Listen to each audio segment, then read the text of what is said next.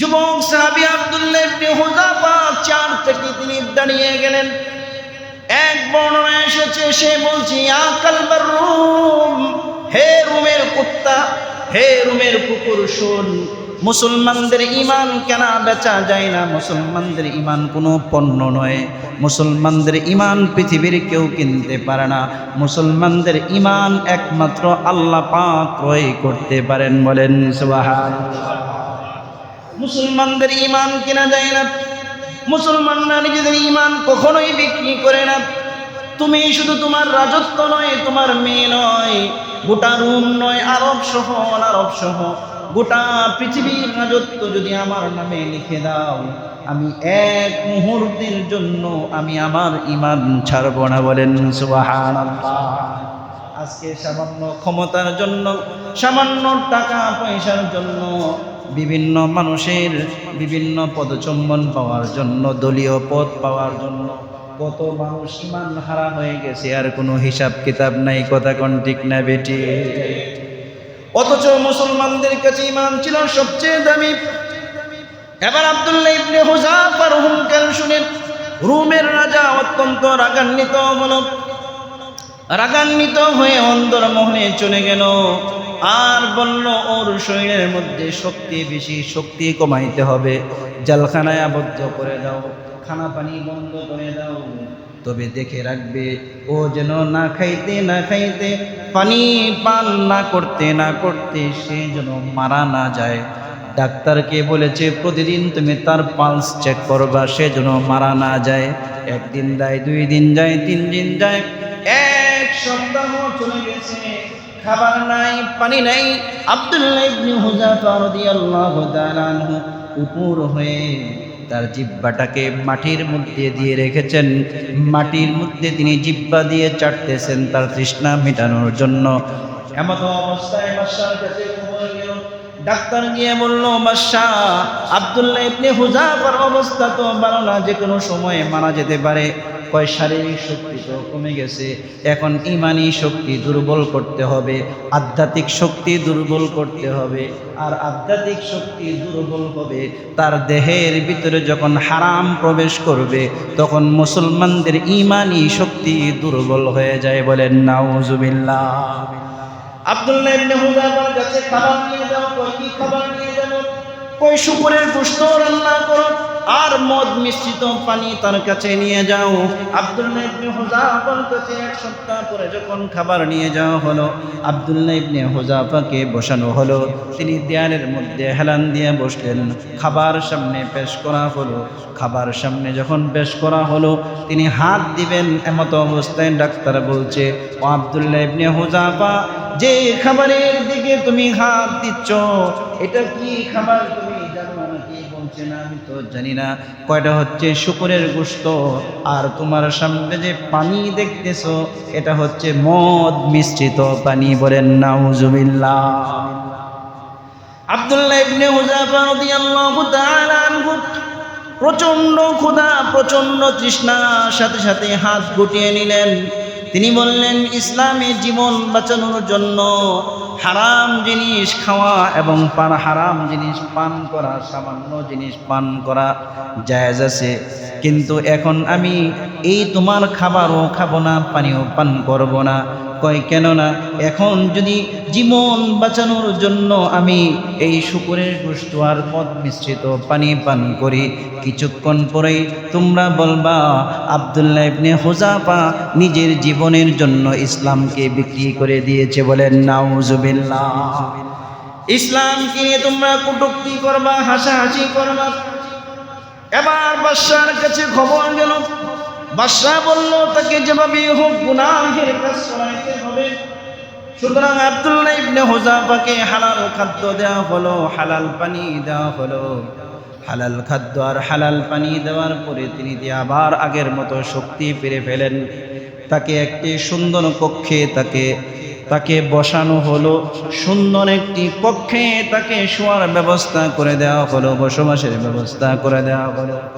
খ্রিস্টান পাদ্রী বলল আব্দুল্লাহ ইবনে হুযাফাকে, আপনি যদি আপনার মন মতো কাজ করাইতে চান, তাহলে তাকে গুনাহ করাইতে হবে। কয়, কিভাবে গুনাহ করা যায়? কয় মাত্র তো 24-25 বছরের একজন যুবক, তাকে যদি আপনি কোনো নারীর মাধ্যমে জিনা করাইতে পারেন তাহলে তার ইমানি শক্তি দুর্বল হয়ে যাবে।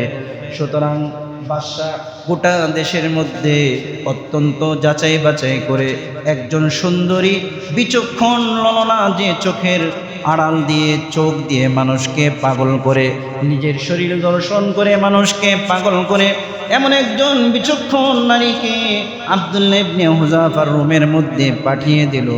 একদিন নয়, 2 দিন নয়, 4 দিন পরে এই মেয়েটি বের হয়ে বলছে, জাহাপনা বাদশাহ, আপনি আমাকে কার কাছে পাঠিয়েছেন? এ মানুষ নাকি পাথর? এই 4 দিনে এক মুহূর্তের জন্য আমার দিকে তাকাই নাই। বলেন সুবহানাল্লাহ। আল্লাহ নবী একজন সাহাবী ছিলেন আব্দুল্লাহ ইবনে হুযাফা রাদিয়াল্লাহু তাআলা। নবী করিম সাল্লাল্লাহু আলাইহি ওয়াসাল্লাম যখন মক্কায়, তখন আল্লাহ তাআলা গোটা পৃথিবীতে 2টি রাষ্ট্র ছিল খুব শক্তিধর তৎকালীন সময়। একটা হচ্ছে রোম আর একটা হচ্ছে পারস্য। রোম মানে বর্তমান ইতালি। আল্লাহ তাআলা কোরআনে আয়াত নাযিল করছেন, আলিফ লাম মিম গুলিবাতির রুম, অতি সত্য রোম পরাজিত হবে। কখন? যখন মক্কায় মুসলমানরা নিজ ঘরে নিরাপদ নয়, নিজ ঘরে মাইর খায়, নিজের বাড়ি থেকে তারা বঞ্চিত হয়েছে, কাফেররা একের পর এক জুলুম নির্যাতন করতেছে, তখন আল্লাহ তাআলা আয়াত নাযিল করেন, অতি সত্তর মুসলমানরা রোমের উপর বিজয় লাভ করবে। বলেন সুবহানাল্লাহ। কাফেররা তো, মক্কার কাফেররা হাততালি দেওয়া শুরু করছে, কয় পাগল তো মুহাম্মদ আগে ছিল ঠিকই কম, এখন তো পরিপূর্ণরূপে পাগল হয়ে গেছে, ও নাকি রোমের উপর বিজয় লাভ করবে। বলেন নাউযুবিল্লাহি মিন যালিক। তো ঠিকই মদিনায় যাওয়ার পরে তাবুক যুদ্ধে এই রোমেরদের বিরুদ্ধে, রোমানদের বিরুদ্ধে আল্লাহ নবী সৈনিক পাঠাইলেন। আল্লাহ তাআলা রোমানদের 2 লক্ষ বা 3 লক্ষ সৈনিকের ভিতরে এমন ভীতি সৃষ্টি করে দিয়েছে যে 30,000 মুসলমানদের সামনে 2 থেকে 2.5 লক্ষ সশস্ত্র বাহিনী পলায়ন করতে বাধ্য হয়েছে। বলেন সুবহানাল্লাহ। সেই রোমানদের রাজত্ব করেছেন উমর ইবনুল খাত্তাব রাদিয়াল্লাহু তাআলা আনহু। রোমানদের বিরুদ্ধে যুদ্ধে পাঠিয়েছে মুসলমানদেরকে। তৎকালীন যে রোমের বাদশা ছিল, রোমের বাদশার কাছে একটি কথা পৌঁছেছে যে মুসলমানদের একটি গুণ হচ্ছে সুবাতুহুম আলাল হক ওয়া জারআতুহুম আলাল মাউত। এরা হকের উপর টিকিয়ে থাকতে নিজের জীবন পর্যন্ত বিসর্জন দেয়, এমনকি কারাবরণ থেকে মৃত্যু পর্যন্ত শহীদ হয়ে যায়, তারপরে ঈমান থেকে বিন্দু পরিমাণ পিছপা হয় না। বলেন সুবহানাল্লাহ। খলিফাতুল মুসলিমিন উমরে ফারুক রাদিয়াল্লাহু তাআলা আনহু মুসলমানদের একটি যুবক কাফেলা, যুবক সাহাবায়ে কেরামদেরকে রোম দেশে প্রেরণ করেন, যুদ্ধের উদ্দেশ্যে প্রেরণ করেন। রোমান রাজার কাছে যখন এই সংবাদ পৌঁছল, রোমের রাজা সেনাপ্রধানকে নির্দেশ দিল, ও সেনাপ্রধান শোনো, জয় পরাজয় যাই হোক না কেন মুসলমানদের একটি দলকে গ্রেফতার করে আমার দরবারে নিয়ে আসবে, আমি তাদের ঈমান পরীক্ষা করে দেখব। বলেন সুবহানাল্লাহ।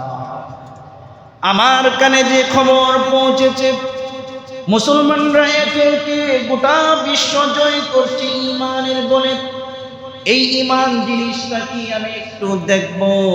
সুতরাং জয় পরাজয় যাই হোক না কেন একজন মুসলমান অথবা ছোট্ট একটা মুসলমান দলকে গ্রেফতার করে যেভাবেই হোক আমার দরবার পর্যন্ত নিয়ে আসবে।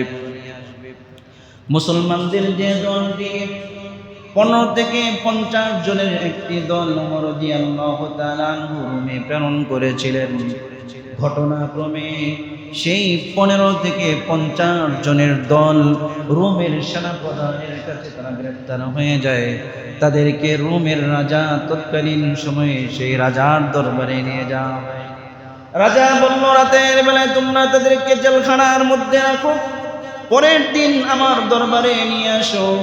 পরের দিন সকাল বেলায় যখন সাহাবায়ে কেরামের এই যুবক দলকে রোমের রাজার কাছে নিয়ে আসা হলো, রোমের রাজা জিজ্ঞাসা করছে, তোমাদের মধ্যে আমিরকে, তোমাদের মধ্যে লিডারকে, তোমাদের মধ্যে নেতাকে? এক যুবক দাঁড়িয়ে বলল, আমি হচ্ছি তাদের নেতা, আমি হচ্ছে আমির। রোমের রাজা জিজ্ঞাসা করল, তোমার নাম কি? তিনি বললেন, আমার নাম হচ্ছে আব্দুল্লাহ ইবনে হুযাফা রাদিয়াল্লাহু তাআলা আনহু। তিনি বললেন, তুমি দেখতে এত সুন্দর, এত স্মার্ট, এত হ্যান্ডসাম, তুমি আবার মুসলমান কেমনে হইলা? কথা কোন ঠিক না বেঠিক? আমাদের সমাজে বহু মানুষ এমন আছে, এত সুশিক্ষিত, এত বড় শিক্ষিত হওয়ার পরে এই ছেলে আবার দাড়ি কেমনে রাখে, পায়জামা পাঞ্জাবি কেমনে পরে, আবার মোল্লা হয় কেমনে? কথা কোন ঠিক না বেঠিক? ওই সেনা প্রধান রোমের রাজা বলছে, হে আব্দুল্লাহ ইবনে হুযাফা, তুমি আমার ডান পাশে যে চেয়ারটা আছে, চেয়ারের মধ্যে আসো, বসো। আব্দুল্লাহ ইবনে হুযাফাকে ডান পাশের চেয়ারে বসিয়ে বলছে, আব্দুল্লাহ ইবনে হুযাফা, তোমাকে তো আমি দিল থেকে ভালোবেসে ফেলেছি। তোমার মাঝে আর আমার মাঝে, ভালোবাসার মাঝে দেয়াল হচ্ছে তোমার ঈমান। সুতরাং তুমি যে কোনো বিনিময়ে তুমি ঈমান ছেড়ে দাও। এক নাম্বার অফার হচ্ছে, তুমি যদি ঈমান ছেড়ে দাও তোমাকে মুক্ত করে দিব। বলেন নাউজুবিল্লাহ। ওই রাজা তাকে অফার দিল, তানাসসার, তুমি খ্রিস্টান হয়ে যাও, ওয়া উতলিকুকা মিনাল আসির, আমি তোমাকে জিন্দানখানা, জেলখানা থেকে মুক্ত করে দিব। কয় 2 নাম্বার অফার হচ্ছে, তুমি যদি খ্রিস্টান হয়ে যাও তুমি তো আর তোমার দেশে যাইতে পারবা না, তাকে তোমাকে হত্যা করে ফেলবে। তাহলে তুমি কি করবা? আমার একমাত্র রাজকন্যা আছে, রাজকন্যাকে তোমার কাছে বিয়ে দিয়ে দিব, তুমি রাজপুত্র হয়ে যাবা। পাশাপাশি রোমের যে অর্ধেক রাজত্ব আছে, এই অর্ধেক রাজত্ব আমার জীবদ্দশায় তোমার জন্য রেখে যাব। আর আমার মৃত্যুর পরে গোটা রোম তুমি শাসন করবা, গোটা রোমের রাজা হয়ে দুনিয়াতে সুখ শান্তির জিন্দেগি যাপন করবা। বলেন নাউজুবিল্লাহ। এই অফার যখন দেওয়া হলো, যুবক সাহাবী আব্দুল্লাহ ইবনে হুযাফা চেয়ার থেকে তিনি দাঁড়িয়ে গেলেন। এক বর্ণনা এসেছে, সে বলছে, ইয়া কালবার রুম, হে রোমের কুত্তা, হে রোমের কুকুর, শোন, মুসলমানদের ঈমান কেনা বেচা যায় না, মুসলমানদের ঈমান কোনো পণ্য নয়, মুসলমানদের ঈমান পৃথিবীর কেউ কিনতে পারে না, মুসলমানদের ঈমান একমাত্র আল্লাহ পাক ক্রয় করতে পারেন। বলেন সুবহানাল্লাহ। মুসলমানদের ঈমান কেনা যায় না, মুসলমানরা নিজেদের ঈমান কখনোই বিক্রি করে না। তুমি শুধু তোমার রাজত্ব নয়, তোমার মেয়ে নয়, গোটা রোম নয়, আরব সহ গোটা পৃথিবীর রাজত্ব যদি আমার নামে লিখে দাও, আমি এক মুহূর্তের জন্য আমি আমার ঈমান ছাড়ব না। বলেন সুবহানাল্লাহ। আজকে সামান্য ক্ষমতার জন্য, সামান্য টাকা পয়সার জন্য, বিভিন্ন মানুষের বিভিন্ন পদচুম্বন পাওয়ার জন্য, দলীয় পদ পাওয়ার জন্য কত মানুষ ঈমান হারা হয়ে গেছে, আর কোনো হিসাব কিতাব নাই। কথা কোন ঠিক না বেটি? অথচ মুসলমানদের কাছে ঈমান ছিল সবচেয়ে দামি। এবার আব্দুল্লাহ ইবনে হুযাফার হুঙ্কার শুনে রোমের রাজা অত্যন্ত রাগান্বিত হলো। রাগান্বিত হয়ে অন্দরমহলে চলে গেল আর বলল, ওর শরীরের মধ্যে শক্তি বেশি, শক্তি কমাইতে হবে, জেলখানায় আবদ্ধ করে দাও, খানা পানি বন্ধ করে দাও। তবে দেখে রাখবে, ও যেন না খাইতে পানি পান না করতে সে যেন মারা না যায়। ডাক্তারকে বলেছে প্রতিদিন তুমি তার পালস চেক করবা, সে যেন মারা না যায়। 1 দিন যায়, 2 দিন যায়, 3 দিন যায়, 1 সপ্তাহ চলে গেছে, খাবার নাই, পানি নাই। আব্দুল্লাহ ইবনে হুযাফা রাদিয়াল্লাহু তাআলা আনহু উপর হয়ে তার জিহ্বাটাকে মাটির মধ্যে দিয়ে রেখেছেন, মাটির মধ্যে তিনি জিহ্বা দিয়ে চাটতেছেন তার তৃষ্ণা মেটানোর জন্য। এমত অবস্থায় বাদশার কাছে খবর গেল। ডাক্তার গিয়ে বলল, বাদশাহ, আব্দুল্লাহ ইবনে হুযাফার অবস্থা তো ভালো না, যে কোনো সময় মারা যেতে পারে। কয় শারীরিক শক্তি তো কমে গেছে, এখন ঈমানি শক্তি দুর্বল করতে হবে, আধ্যাত্মিক শক্তি দুর্বল করতে হবে। আর আধ্যাত্মিক শক্তি দুর্বল হবে তার দেহের ভিতরে যখন হারাম প্রবেশ করবে, তখন মুসলমানদের ঈমানি শক্তি দুর্বল হয়ে যায়। বলেন নাউজুবিল্লাহ। আব্দুল্লাহ ইবনে হুযাফার কাছে খাবার নিয়ে যাও। কয়, কি খাবার নিয়ে কই শুকরের গোশত রান্না করো আর মদ মিশ্রিত পানি তার কাছে নিয়ে যাও। আব্দুল্লাহ ইবনে হুযাফার কাছে এক সপ্তাহ পরে যখন খাবার নিয়ে যাওয়া হলো, আব্দুল্লাহ ইবনে হুযাফাকে বসানো হলো। তিনি দেয়ালের মধ্যে হেলান দিয়ে বসলেন। খাবার সামনে পেশ করা হলো। খাবার সামনে যখন পেশ করা হলো, তিনি হাত দিবেন এমত অবস্থায় ডাক্তার বলছে, ও আব্দুল্লাহ ইবনে হুযাফা, যে খাবারের দিকে তুমি হাত দিচ্ছ এটা কি খাবার তুমি জানো নাকি? বলছে না, আমি তো জানি না। কয়টা হচ্ছে শুকরের গোশত, আর তোমার সামনে যে পানি দেখতেছো এটা হচ্ছে মদ মিশ্রিত পানি। বলেন নাউজুবিল্লাহ। আব্দুল্লাহ ইবনে হুযাফা রাদিয়াল্লাহু তাআলা আনহু প্রচন্ড ক্ষুধা, প্রচন্ড তৃষ্ণা, সাথে সাথে হাত গুটিয়ে নিলেন। তিনি বললেন, ইসলামে জীবন বাঁচানোর জন্য হারাম জিনিস খাওয়া এবং হারাম জিনিস পান করা, সামান্য জিনিস পান করা জায়েজ আছে, কিন্তু এখন আমি এই তোমার খাবারও খাবো না, পানিও পান করব না। কয় কেন না? এখন যদি জীবন বাঁচানোর জন্য আমি এই শুকরের গোশত আর মদ মিশ্রিত পানি পান করি, কিছুক্ষণ পরেই তোমরা বলবা আব্দুল্লাহ ইবনে হুযাফা নিজের জীবনের জন্য ইসলামকে বিক্রি করে দিয়েছে। বলেন নাউজুবিল্লাহ। ইসলামকে নিয়ে তোমরা কটূক্তি করবা, হাসাহাসি করবা। এবার বাদশার কাছে খবর গেল। বাদশা বলল, তাকে যেভাবে হোক গুনাহের কাজ করাইতে হবে। সুতরাং আব্দুল্লাহ ইবনে হুযাফাকে হালাল খাদ্য দেওয়া হলো, হালাল পানি দেওয়া হলো। হালাল খাদ্য আর হালাল পানি দেওয়ার পরে তিনি আবার আগের মতো শক্তি ফিরে পেলেন। তাকে একটি সুন্দর কক্ষে তাকে বসানো হলো। সুন্দর একটি কক্ষে তাকে শোয়ার ব্যবস্থা করে দেওয়া হলো, বসবাসের ব্যবস্থা করে দেওয়া হলো। খ্রিস্টান পাদ্রী বলল আব্দুল্লাহ ইবনে হুযাফাকে, আপনি যদি আপনার মন মতো কাজ করাইতে চান তাহলে তাকে গুনাহ করাইতে হবে। কয় কিভাবে গুনাহ করা যায়? কয় মাত্র তো 24-25 বছরের একজন যুবক, তাকে যদি আপনি কোনো নারীর মাধ্যমে জিনা করাইতে পারেন তাহলে তার ইমানি শক্তি দুর্বল হয়ে যাবে। সুতরাং বাদশা গোটা দেশের মধ্যে অত্যন্ত যাচাই বাছাই করে একজন সুন্দরী বিচক্ষণ ললনা, যে চোখের আড়াল দিয়ে চোখ দিয়ে মানুষকে পাগল করে, নিজের শরীর দর্শন করে মানুষকে পাগল করে, এমন একজন বিচক্ষণ নারীকে আব্দুল্লাহ ইবনে হুযাফার রুমের মধ্যে পাঠিয়ে দিল। একদিন নয়, 2 দিন নয়, 4 দিন পরে এই মেয়েটি বের হয়ে বলছে, জাহাপনা বাদশা, আপনি আমাকে কার কাছে পাঠিয়েছেন? এ মানুষ নাকি পাথর? এই 4 দিনে এক মুহূর্তের জন্য আমার দিকে তাকাই নাই। বলেন সুবহানাল্লাহ। আজকে তো আমরা নারীর কারণে গোটা দেশ ধ্বংস হয়ে যাচ্ছে। মুসলমান নারীর জন্য সব কিছু বিসর্জন করছে।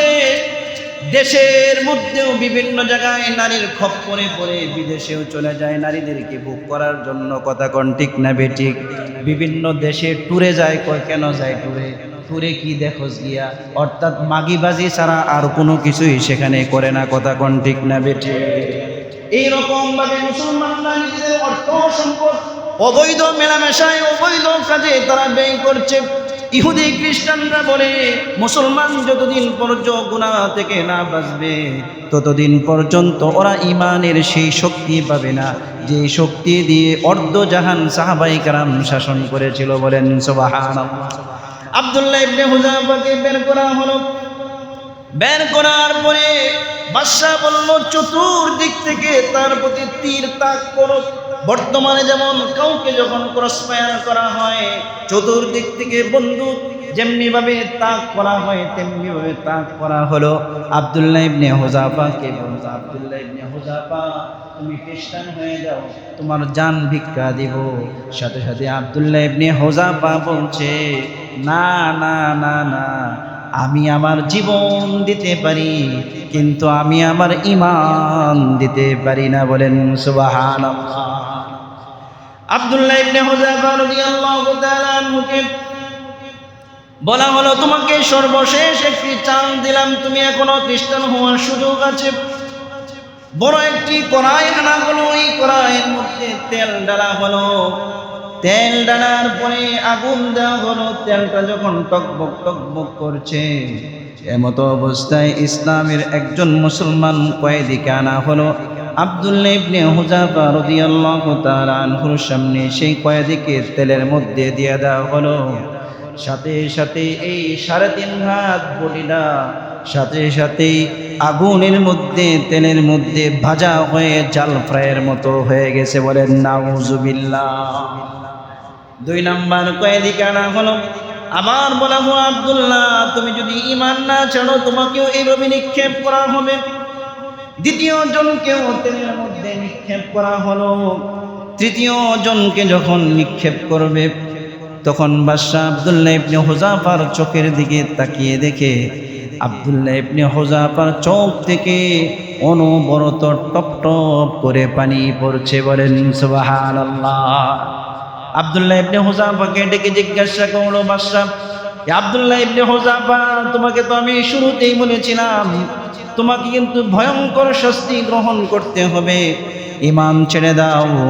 এখন যেহেতু তুমি ঈমান ছাড়ার জন্য প্রস্তুত হয়েছ, এখন যেহেতু তুমি কান্না করতেছো, এই জন্য আমি তোমার কান্নার বিনিময়ে তোমার সমস্ত বন্দীদেরকে আমি মুক্তি দিয়ে দিব। তুমি খ্রিস্টান হয়ে যাও, আর আমি তোমাকে মেয়ের জামাই বানিয়ে তোমাকে রোমের অর্ধেক রাজত্ব আমি তোমার নামে লিখে দিব। বলেন নাউজুবিল্লাহ। আব্দুল্লাহ ইবনে হুযাফা বলছে, ইয়া কালবার রুম, হে রোমের কুকুর শুট, তুই কি মনে করেছিস আগুনের মধ্যে তেলের মধ্যে আমাকে ফ্রাই হতে হবে এই জন্য আমি কান্না করছি? না না না না, আমি আল্লাহর কাছে বলছি, আল্লাহ তুমি তো আমাকে মাত্র একটি জান দিয়েছো, যে জান দিয়ে একটি জান দিয়ে তোমার সন্তুষ্টি কিভাবে অর্জন করব? তুমি যদি আমাকে 100 জান দিতা, তাহলে আমি 100 জানের একটি জান তোমার রাহে কোরবানি করে 100 জান কোরবানি করে তোমার সন্তুষ্টি আমি অর্জন করতাম। বলেন সুবহানাল্লাহ। আরো জোরে বলেন সুবহানাল্লাহ।